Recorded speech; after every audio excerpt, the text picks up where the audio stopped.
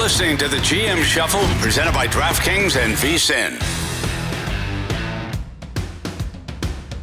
Welcome to the GM Shuffle. I'm Geoff Schwartz, 8 years in the National Football League, alongside Marty Hurney, 30 years in NFL front offices. And we're presented by DraftKings. DraftKings, the crown is yours. And Marty, so much to get into right now. OTAs beginning for a lot of teams. The schedule is out, and some veteran quarterbacks have signed the National Football League. We'll talk about that all and more weekend next week. We'll have a show for you guys next Monday, by the way. So even though you're out on the grill, you're on the beach, you're on vacation, wherever you're at, we'll have something for you guys to listen to as well. We appreciate all the comments on YouTube and on our podcast platform of choice. So please continue to send those over to us. You can subscribe on YouTube.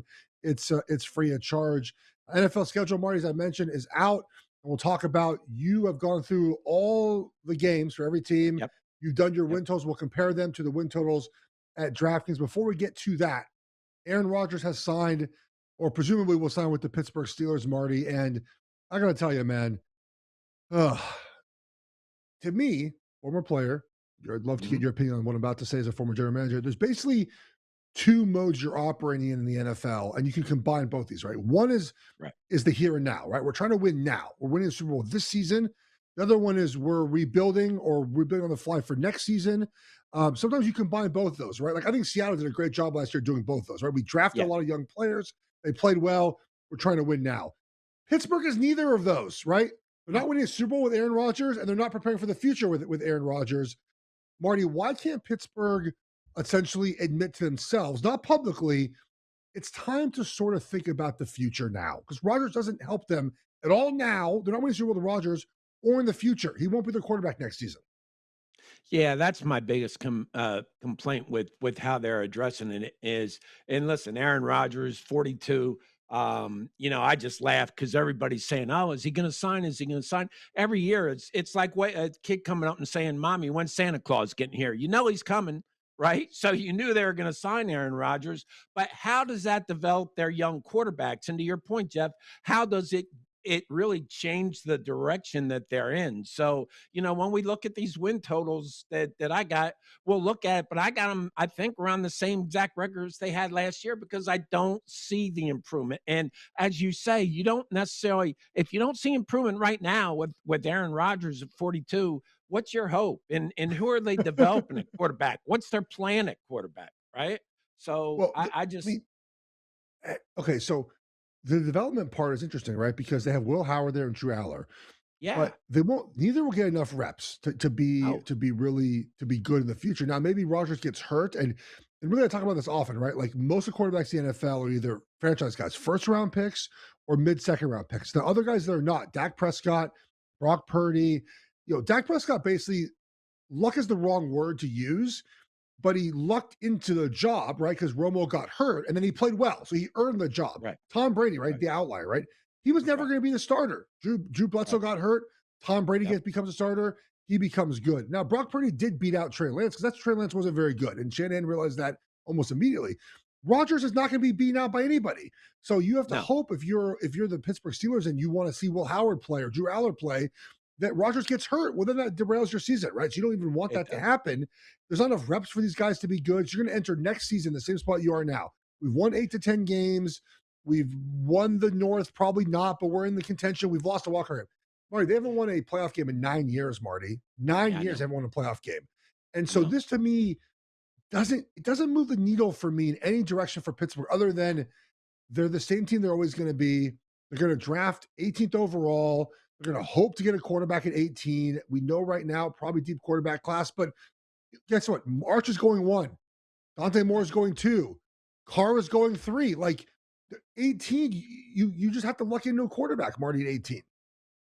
Yeah, I mean, my issue is how they change their approach, Geoff. I mean, this says, as you said, and this is basically what you're saying, but how have they changed their approach as far as how they're going to get better? And I think that there's, you can almost go into denial and say, "Oh man, we really, Will Howard's going to be ready," or Drew Aller. Well, they might be, but they're not going to get ready without playtime, right? And they only get better. You have to reset it sometime, and that's what you're saying. As an organization, you have to reset it sometime. The NFL model is made for parity, But for parity, for you to take advantage for parity, you have to be bad enough at least 1 year to get a high enough draft pick to get a quarterback, because we all know you're not going to win the Super Yeah. Bowl without one in this league. All right. So if you were the Steelers, like what would you try to be bad this season? Like, will you just roll with one of the young guys? Like, you can. To me, it feels like you can do. It's a fine line, right? It's a fine line here. You can be bad while not trying to be bad. Like, for example, you have the roster you have, but you play Will Howard, and if you win 5 games, you win 5 games, but you at least sort of are trying to win the game. You're just not good enough, right? Right. Is that what you would do if you're Pittsburgh? Like, what would you just sort That, of that's what force I that would. reset? I, Yeah, I would I would force yourself to find a young quarterback, because it's not easy, and it's not easy to let go of an Aaron Rodgers, because you know what he's going to bring, right? You yeah, know what you're getting every week. It's hard to do, but in order to reset, you have to do it. So yeah. yes, I would have not brought him back, just because it would have forced us as an organization to look at where we're going in the future. And look, it's not fun to play on a team that's tanking, all right? But there are ways to do it where it doesn't feel like you're tanking, if that makes sense. And if ownership has to be involved, they have to be on board, which can be that's ownership can Yes. force it sometimes. They can force it Yeah. sometimes, which That's unfortunately they can. we, They can. we've Keep going, keep talking.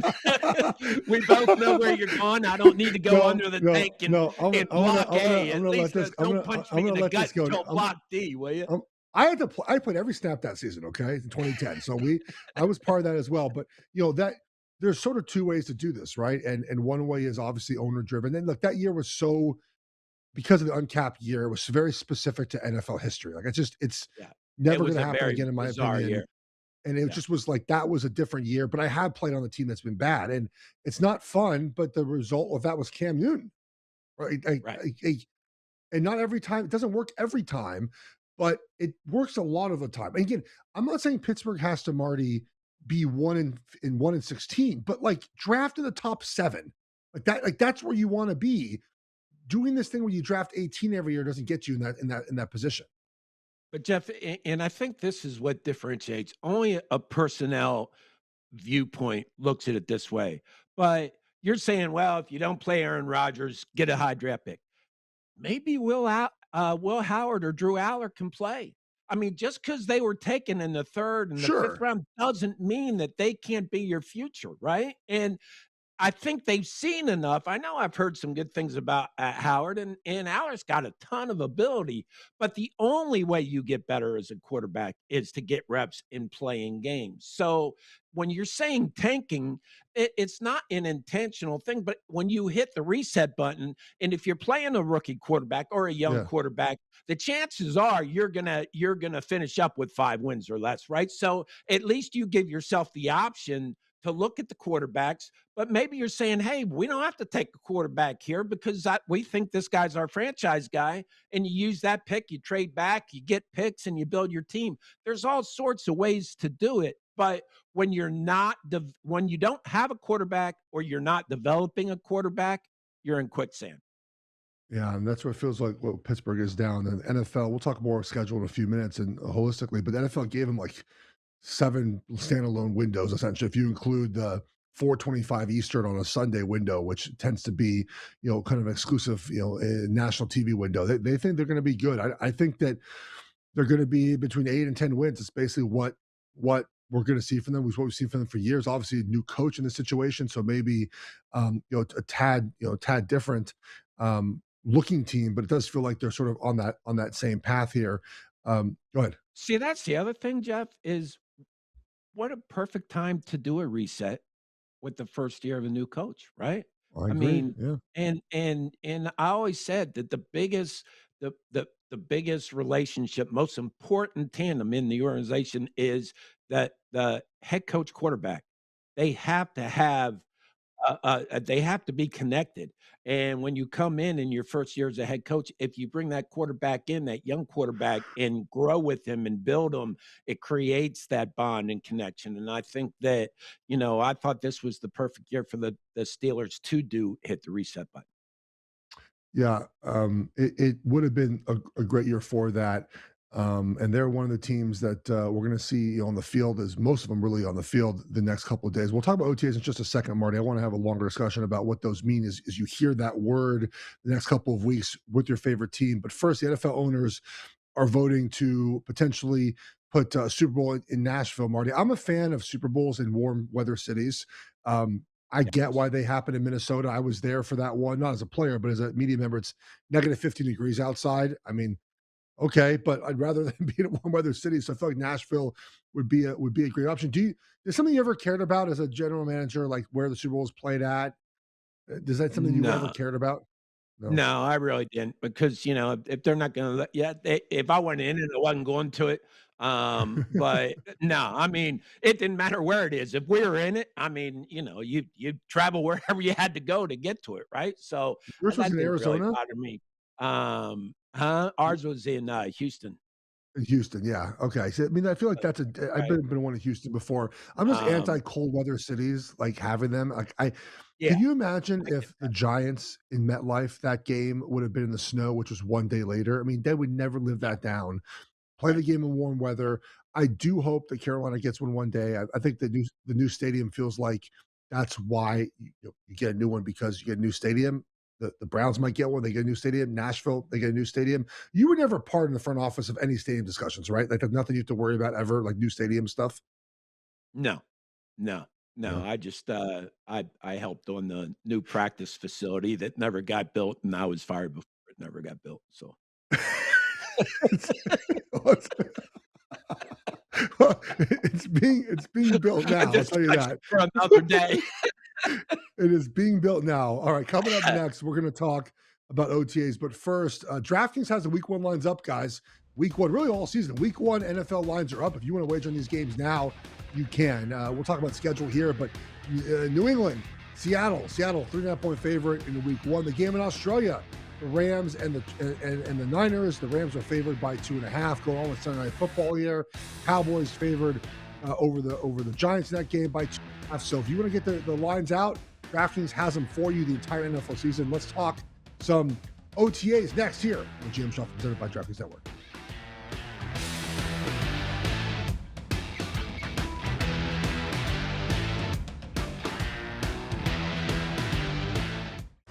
You're listening to the GM Shuffle, presented by DraftKings and VSiN.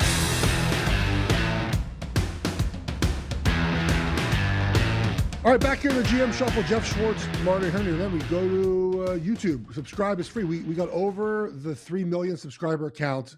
If you eliminate 3 million of those, 350, we got over that. We do appreciate all the support. Continue, please, to subscribing. We really like that. Again, every Monday we're gonna have episodes out now until the summer, and then we'll start previewing. And before we know it, we'll have football on our television with the Hall of Fame game and the NFL season right after that. Marty, if you are a fan of the NFL, you're listening to the show, obviously you are. You hear the term organized team activities, OTAs, right? So OTAs begin today. It's actually OTAs cover a lot more than what I think the general public believes they are. It is a basically a 9-week program. All right. There's 3 phases to it and then a mini camp. So phase 1, and this is what we don't really see, right, is you get 4 hours a day in phase 1. It's for 2 weeks. It's limited to just strength and conditioning activities. Only strength coaches are allowed on the field. You get 90 minutes on the field, and you get basically the other time in the meeting room. Okay. That's basically what you get. 4 hours a day. And again, these are all voluntary workouts, quotes voluntary. I wouldn't miss a workout ever because you just can't do that. Some rules from the NFLPA website during the first 2 weeks. Quarterbacks can throw to wide receivers with no coverage on the field. Kickers and punters may kick, but players may not return those. Long snappers can snap into a net. Defensive players may not catch any balls, regardless of who's throwing them. Phase 2, which is really what we sort of are in now and getting out of right now. Same thing, 4 hours a day, 3 weeks. And these are, by the way, 3 or 4 weeks, 3 or 4 day weeks. They're not entire weeks. Fridays are no practice on Fridays.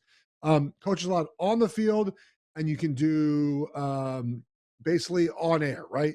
defense and offense on air, on the field, and you in the entire process, by the way, you're doing weight training and conditioning as well.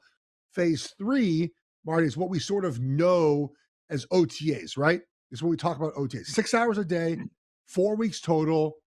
You do on the field workouts. All right. These are like what we see on the field, helmets only. And then the fourth thing of the 10-week total is the mini camp. So when we talk about OTAs, I think most people talk about it in phase 3, which is 4 weeks of phase 3, 6 hours a day in the building, like 90 minutes on the field, no live periods in practice, even though we know that live happens quite often, no pads. But it does feel like this is what people think OTAs are. I'm laughing to myself, Geoff, because, when we get to the schedule, we're going to talk a little bit about how, in my opinion, the NFL is the greatest marketing arm in the history of business, right? I think. And the fact that we're sitting here talking about OTAs just is a very good example of how the NFL makes sure that there is never a dead spot in the annual calendar as far as the NFL goes, right? So now we have OTAs to talk about. But honestly, Geoff, it's just working out and preparing for the season. There's nothing, Bill Belichick said, don't evaluate players until you have pads on. I totally agree with that. The OTAs are about athletic ability. You can see the athletic ability. It used to be about conditioning, probably more than it is now. As you say, you have to come in shape. But really, it's about what they do in the meeting room and the mental reps. And if it's a new coaching staff or if it's a coaching staff that has some young players, a young quarterback, it's about that part of it. But I would always just cross my fingers that nobody got hurt, because if you get somebody that, a couple soft tissue injuries or more serious than that, it really hurts you going into training camp. But it really is just something that it's preparation time for training camp. You can get some evaluation out of it as far as attitude and athletic ability, but there really isn't a lot until you get pads on. The coaches are using this as a teaching time, right? This is what it is. The meeting rooms. It's teaching. It's learning your daily routine when you're going to be in training camp and during the season. And it's just it's repetition, getting people used to things. But as far as the true football value of it, Geoff, did you see it? I mean, do you think how much value football wise Yeah. do they really have? So I could bring my notebooks back out from a couple episodes ago, but this is opportunity to just learn the playbook again, right? And especially if there's some new terminology, new plays put in. I just felt that it just got you an opportunity to get on the field a little bit and move around, right? And just sort of get used Right. to doing football movements again. Obviously, for a position like myself, the blocking and tackling part of it, you're just not going to block very much in these camps in a way that simulates actually blocking, but just to get on the field and get with your teammates again. I liked the spring, Marty, because I thought it was the best opportunity to bond together as a group of offensive linemen, right? You get to go out and have a couple Yep. drinks every now and then, go to dinner in a very stress-free environment, right? I Right. have found it very odd that players have fought so hard to get rid of spring workouts in favor of what? What are we getting in return for this? Look, you're not paid very much during the spring workouts. I don't know, $1,000 a week, which is again a lot of money, but relative to what we normally make during the season, it's not quite the same. You're there for like the love of the sport, right? It's quote unquote voluntary. But I felt this time was so valuable to making friendships and to bonding and to learning about the player playing next to you and learning about the guys in the huddle. And I just think that player, and again, stress free environment. Training camp, you do the same stuff, but there's stress involved, right? Guys are getting Right. released. You're playing for Right. jobs. You have pads on now. You're tired and you're beat up. You're sore and you're homesick. The spring is just, to me, was a lot of fun. It was a ton of fun. And you mentioned it. You had to, when I first got in the NFL, you would show up March 15th and you weren't really required to be in shape. You got in shape together. Now you start April 20th ish. Got to be in shape now, right? So it's a different vibe, different atmosphere. But I always liked it because I thought it was a great time for bonding and just getting to know your teammates better. And I'm all for OTAs, don't get me wrong. I just kind of laugh at all the attention we give it just Well, because yeah. that's what the NFL does. I mean, there's something in every spot of the year. Every month there's something to talk Yeah. about, and OTAs this is their time. And dude, I'll tell you what though, there were so many young players who look like great in OTAs, and you put those pads on them, they wilt immediately. So you're right about evaluation. Exactly. But Yeah. there are guys you can sort of tell immediately if they're good and bad. Like, oh boy, this is not going very well. But not often. There's a lot of pressure on the young guys to perform early on. But again, pads really tell you who's good and who's not good here. All right, Marty. If you like what you're hearing here on the GM Show, is even more VSiN Pro betting splits, power chart analysis, all for $9.99 your first month. Go to VSiN.com to subscribe. All right, Marty, schedule came out on Thursday. And it was funny because by the time the schedule actually came out, we knew the entire schedule because they leak it out very slowly, hour by hour, day by day. And it's here to let you know the NFL either screwed your favorite team or they gave you a great schedule. Either or. There's no in between. There's no in between. Your favorite team got screwed or you have a great schedule. We know the teams are going to be before the season, right? We know who you're going to play, seen them on paper with your eyes on it. Look, everyone has a tough schedule, man. It just is the NFL. You're going to find stretches where you play good teams, bad teams. Marty, the one thing I can't stand, though, about schedule release is all the people on social media that hijack it with things that do not matter, okay? I'm telling you right now, guys, rest disparity, never thought about it once in my entire career. Not a single time. Not a single time. Not one freaking time. I'm like, oh, that team has more rest than we do. How are we going to go out there and play? Guess what? In the end, you know what wins the NFL? Good quarterback play and good defense. Being able to block and tackle. That's what wins the NFL. Look, That's if you're more exactly tired right. than the team you're playing, maybe it matters. Maybe the more the less rest you have, the more injuries you have. But we don't have any data on this. There's no data that shows us these things actually Right. matter. But schedule release gets hijacked by people being, oh, the rest disparity. The NFL's trying to screw your favorite team. I don't buy any of it, Marty. Now, I mean, listen, the game has changed so much, Jeff. 20 years ago, you used to be upset that if you're playing if you had a Monday night game, that you had a road game the following Sunday. I mean, that was the extent of the schedule disparities. Now, you can play any day of the week in anywhere in the world, Yeah. and you just have to approach it like that. And I think the teams now have adjusted where you're right, Jeff. You change your routine, you change your schedule, you get the rest when you can Yeah. in your long weeks, and you go from there. And we talk about. I always am amazed at just how brilliant the marketing of the NFL is. And this is the perfect example. Used to be that every team had to have either a Thursday night game or a Monday night game, maybe a Sunday night game. Well, now it doesn't matter. If you're not very good, I mean, I heard somebody from the league say, listen, you don't get on prime time. It's how well you play. It's not how well you draft. So the Raiders, even though they have Mendoza and have a great storyline there, the league will wait and they can always flex them if they're good at the end. But you really do. It's about the best teams in the best primetime spots. That's what it's all about. The football stuff that you and I think about really Yeah. doesn't come into play, and that could be a good thing. And at the end of the day, Jeff, and I know there are years where certain teams have harder schedules than others, but you just have to beat who you play, and that's how the good teams operate. Exactly. And look, again, primetime games, I think they're fun for players, but the 1 o'clock game is the holy grail. The 12 central game is the even better, man. Like let's line up, let's play, let's get up and play football. So if your favorite team's not playing on primetime, it's not a big deal. No, and Jeff, if you're rebuilding, doesn't it give you an advantage? I mean, we always used to say we love as many 1 o'clock Sunday games as you can give us, right? Because it gets you on a schedule. And I think that the teams like the Raiders, the Jets that have more of those games, isn't it advantage for them to make strides and really come to what the NFL wants is, the parity aspect of it? I agree, and that's what the NFL fights for. They want that Week 18 game to matter, and to every team to be 8-8 heading into the final week of the season. All right, coming up next, we're going to get into Marty's individual over unders, but first, the Thanksgiving games are up on DraftKings. There's a game on Wednesday night, Packers and Rams. Right now, Rams favored by slightly over a field goal there. Then the Thanksgiving slate this year is incredible. Bears, Lions, Eagles, Cowboys, Chiefs, Bills. These games are division games.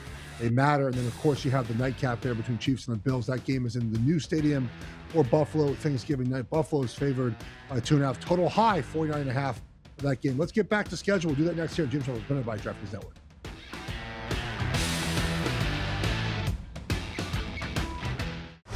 You're listening to the GM Shuffle, presented by DraftKings and VSiN.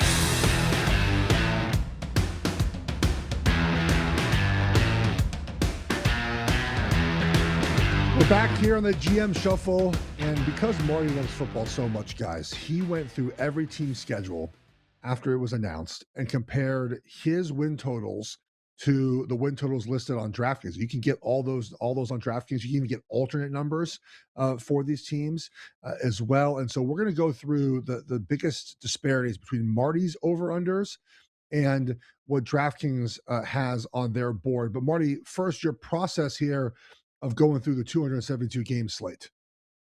Yeah, this is really interesting to me, Geoff. So what I did, I said, listen, I didn't look at any of the under over numbers. I didn't look at anything. Didn't look at really where the games were played outside of home stadiums, right? The international games. Didn't take any of that in consideration. What I did was, and I went back to John Fox was famous. He loved to, break the season up in quarters. And now that there's 17 games, you have to do it and just add one. But what I did was I went through each of the four quarters, so to speak, for each team. And rather than trying to say they're going to win this game, lose this game, what I did was I did it in blocks and say, okay, in the first quarter of this, let's use the Bills as an example, where they're at the Texans, they host the Lions, they host the Chargers, and they host the Patriots. So they're either 2-2 or 3-1 out of that.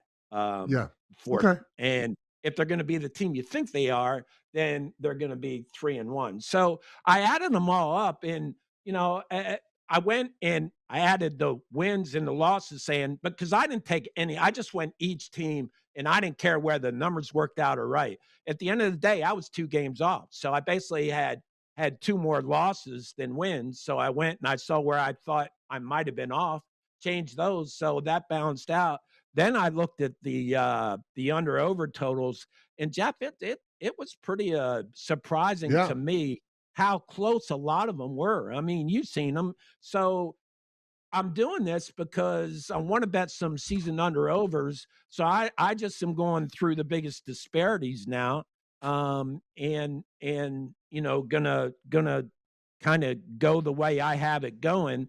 There are a couple ones that have pretty sizable disparities. They just don't feel exactly right. So I put question marks next to them. But it was really, really interesting to me how close some of the numbers I came up with matched the under over totals for DraftKings. I'm excited to go through this with you as we go through this process here. Some of these I like, some I've already wagered on myself. So we'll go through this here, and we're going to take the teams with the biggest disparities that you have versus DraftKings. So the first one on your board is Buffalo here. You have Buffalo 12-5.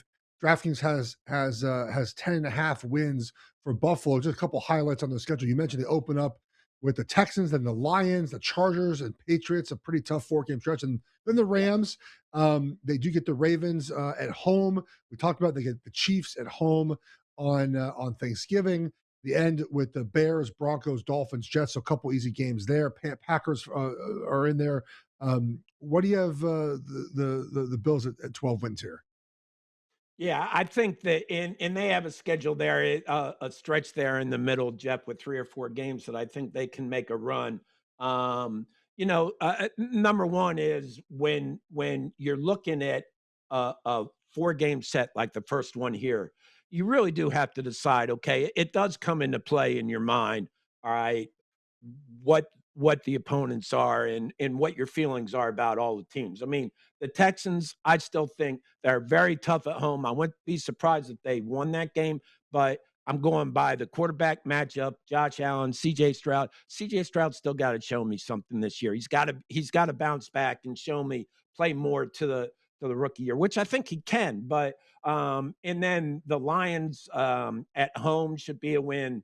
The Chargers at home should be I mean, the Bills hosting the Chargers should be a excellent game, but I think I got to give them and give them the Patriots. So I think at worst they go 2-2, but I think they go 3-1, and then you go to at the Rams. So even if you give them a loss there, 3-2, but the Raiders, the Ravens, at the Vikings, the Jets, the Dolphins, the Chiefs at Buffalo, New England at Buffalo. I mean, they can all be wins. They can all be wins. So then you add in the fact that the AFC East, while Miami and the Jets, I think, have both gotten better, it's still, I think, I will talk about New England. I look for them to take a step back. So I think the Bills' division record is going to be extremely, Yeah. very good.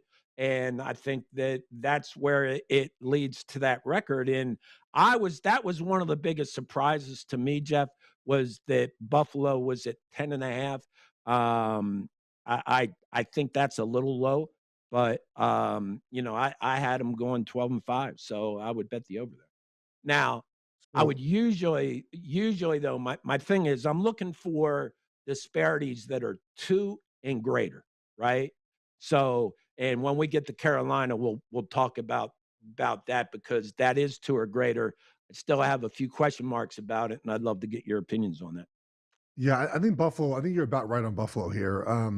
Just sort of a big year for them, right? Yeah. And I think that their team has been improved. I do question Brady as a coach. I think there's something to be.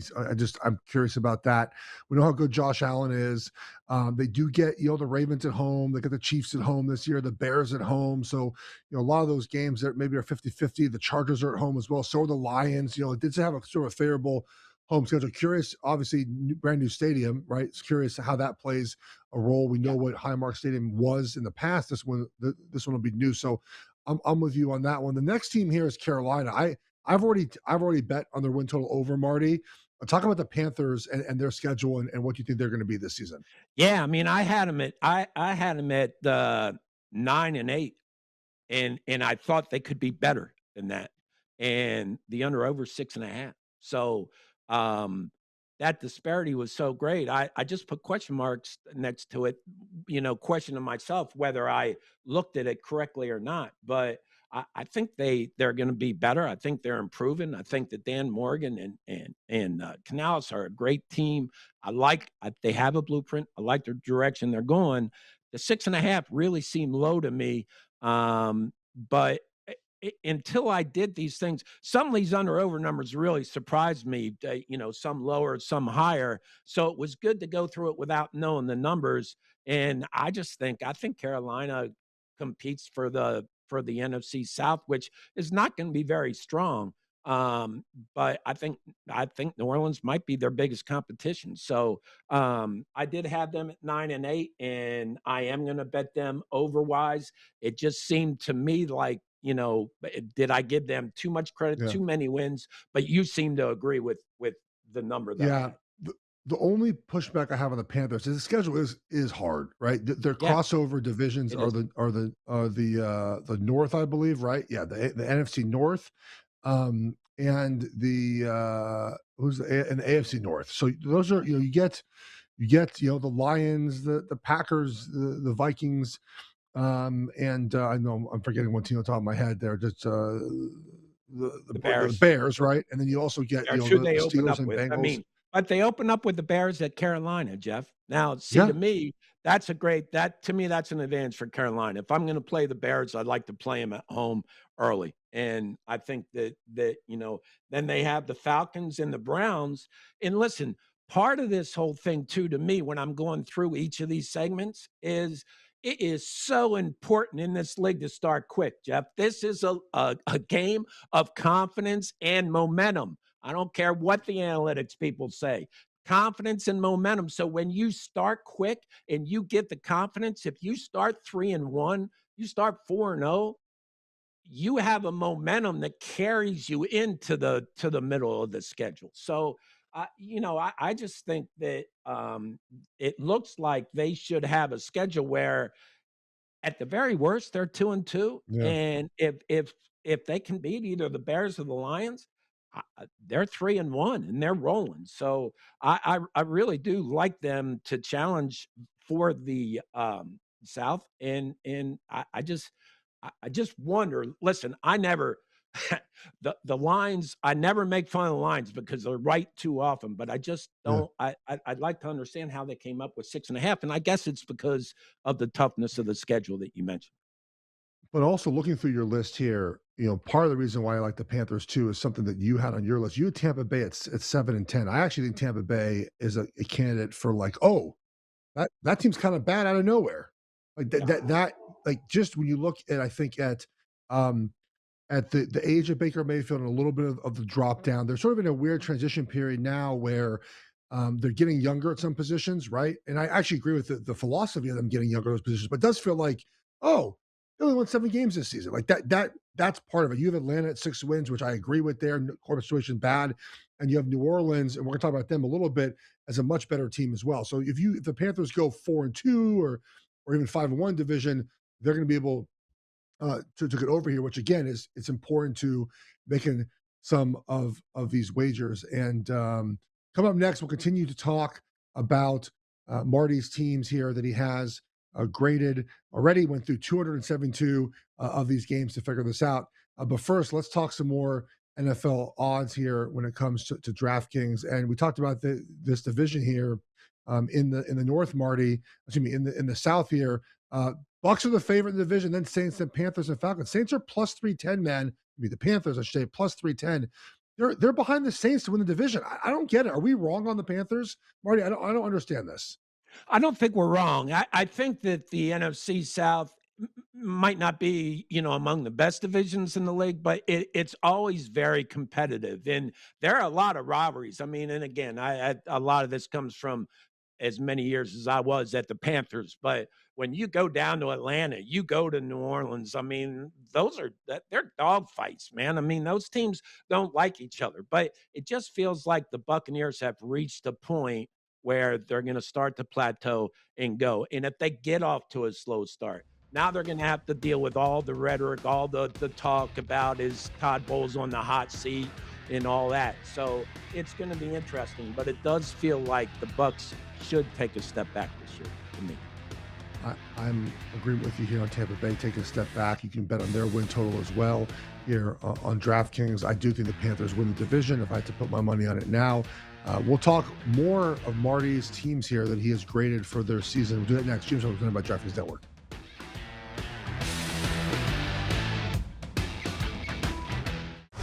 You're listening to the GM Shuffle, presented by DraftKings and VSiN.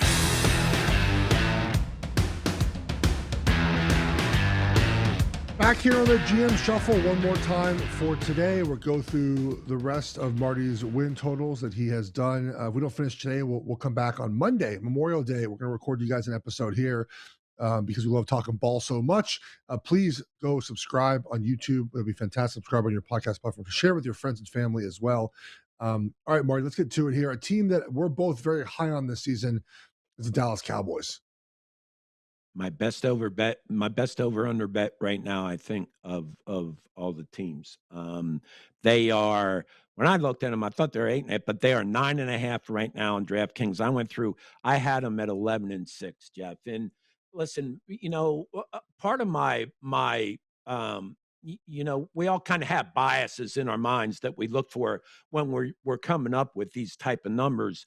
And my thing is, teams with really good offenses, the Dallases, the Cincinnatis, look what they've done on defense this year. And they both improved significantly. And I think both teams, and we're talking about Dallas here, I think Dallas is going to take a huge jump. I think they have a great shot to win the NFC East. I think they would be my favorite right now, although I think the Eagles are going to be very good, and it's going to be between those two teams, in my opinion. But I think they have a great chance of winning the NFC East. And their offense is just going to get better. And Dak Prescott has not gotten, because the Cowboys are the Cowboys, and there's always so much other stuff to talk about. I think sometimes we let how good Dak Prescott is slip through the cracks. He's one of the best quarterbacks in this league, and he's got so many weapons. And I think their offense is so explosive and so powerful the improvements that they've made on defense this offseason, I think they're going to be really good, Jeff. And I think that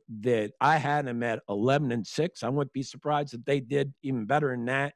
And even if it's gone up to 9.5, I still feel great about it. I love the over total, over 9.5 for Dallas.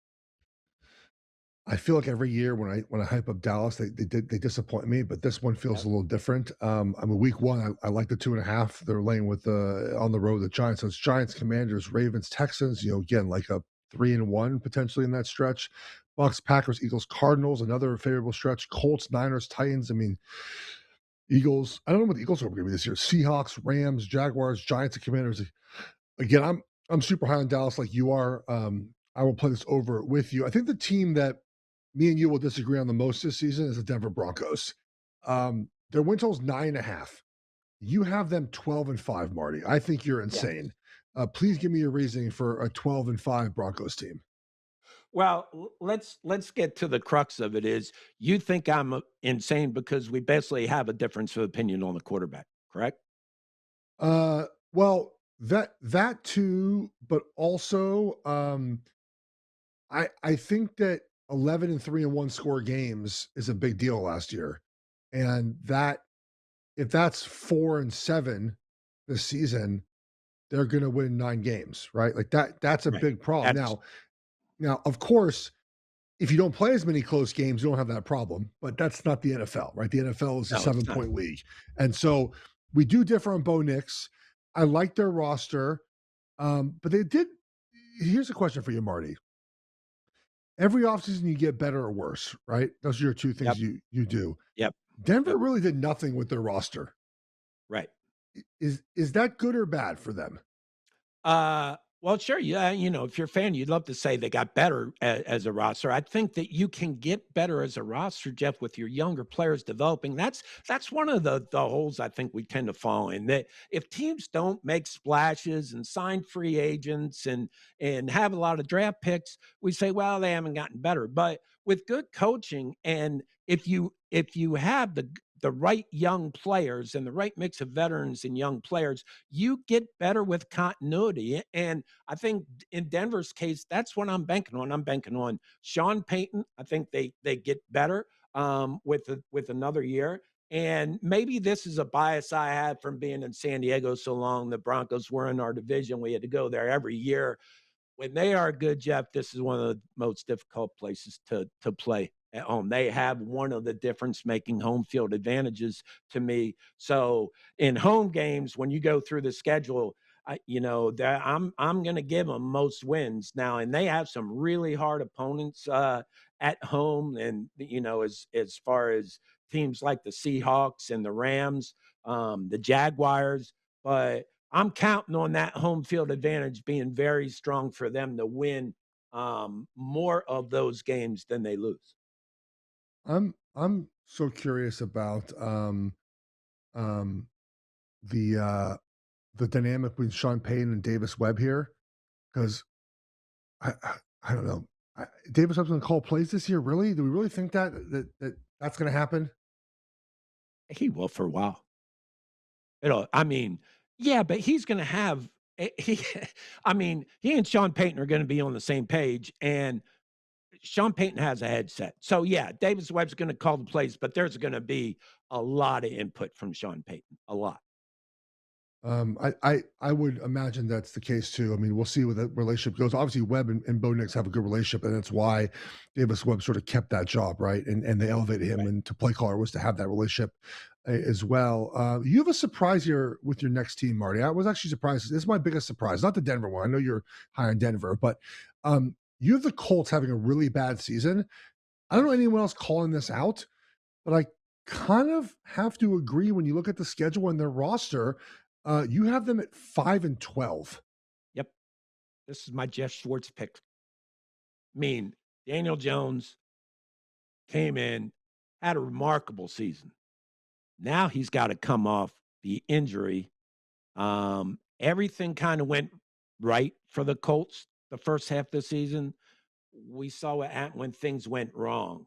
I think the second half of the season is probably more of a predictor than the first half of last year. I just think they take a step back, Jeff. And they have a difficult schedule. I think they're probably one of the teams that take the bigger steps backwards in my mind this year. And Yeah. listen, So it's no disrespect. They have a great front office. Shane Steichen's a great head coach, but I think they did a great job of kind of band-aiding the problem last year. But it's just with the question marks on Daniel Jones's health, and then coming back, I don't know. I just see them taking a step back. I really do. Um, I think you're right. Remember, they lost what 7 of the last 8, 8 of the last 9, and obviously Yeah. there was issues there with injuries at the quarterback position. I just don't really, I think, buy the Jones thing as well, um, and that plays a big role in it for me when I analyze them. That I don't see that Yeah. being something that I can rely on with Daniel Jones. So makes it go ahead. Yeah, I mean, Jeff, see, the thing to me in the schedule stuff is you can't predict what's going to happen, right? I mean, there are going to be teams that we're high on that have lose a quarterback, or lose some key players that aren't going to be as good as we thought they were um, going to be. So we can't predict what's going to happen injury wise. But when you look back and teams are coming into the season with key players hurt, I think you do have to take that into consideration, and I think that's going to affect Indianapolis this year. I think it is as well. Let's make our way down the list here. Let's go all the way down to the New Orleans here. The next thing I want to talk about these next 3 teams. Let's do it. New Orleans here, Marty. Hopefully we get through these as best we can. Here, 10-7 for you. Why are you so high on New Orleans? Think second year head coach, second year, really true first year starting, but second year young quarterback.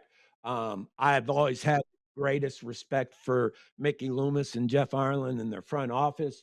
I think Kellen Moore is done did a really good job last year. Honestly, Jeff, he surprised me. I thought I really liked the way he handled himself last year with the Saints in his first year, and I think they improve. I think they get better, and I think they're in a division that they can get wins. It surprised me a little bit when I came up with a number as well. And then I looked at the totals, and I had the Saints at 7.5. I love the Saints here. I think they take a jump. The NFC South is one of those divisions that does change a lot over the years, and Tampa has solidified themselves over the last few years, but I think it's time that there's going to be a change there, and I think New Orleans is a team. New Orleans and Carolina are the 2 teams I think they can challenge to win that division.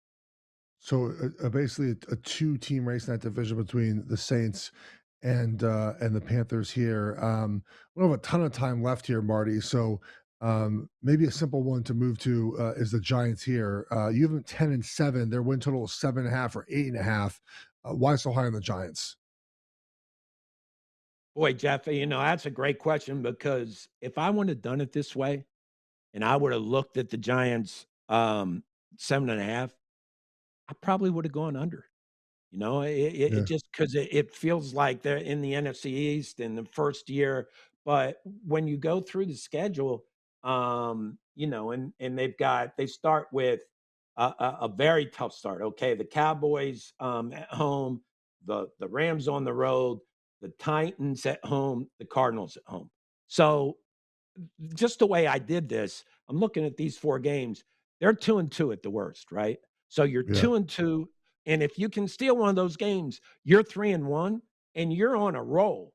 Now they're at the Commanders. They have the Saints right. at home. They're at the Texans, at the Eagles. This is not an easy schedule. And so No, when you look at it, 10 does seem a little bit too high, but I really think that if they can get off to a fairly fast start, and it's really how yeah. you think the Commanders are gonna be, because I think Dallas and the Eagles are gonna be the 2 teams in that division. All right. Giants win total on DraftKings. You get 9.5 plus 285 here, Marty. Yeah. On the win total over here, if you would like to do that, that's a possibility here. If you want to the NFC South and you want the New Orleans Saints here to go over 9.5, you think they're going to win 10 wins. plus 245. Carolina, we talked about them earlier, getting to maybe 10 wins or maybe 8.5 plus 100. So many different ways to play these. If you like these win totals, alt numbers might be the way to go here. Something to note. DraftKings has these all up for you guys. Hope you guys enjoyed the show. We'll be back next week on Monday on Memorial Day. We'll go over more win totals and we'll talk about some futures. We're going to get into players that need to have an impactful year this season for their team, second-year players as well. So a lot of fun, a lot of NFL preview. We'll talk to you guys next week. Have a great week, everyone. Take care.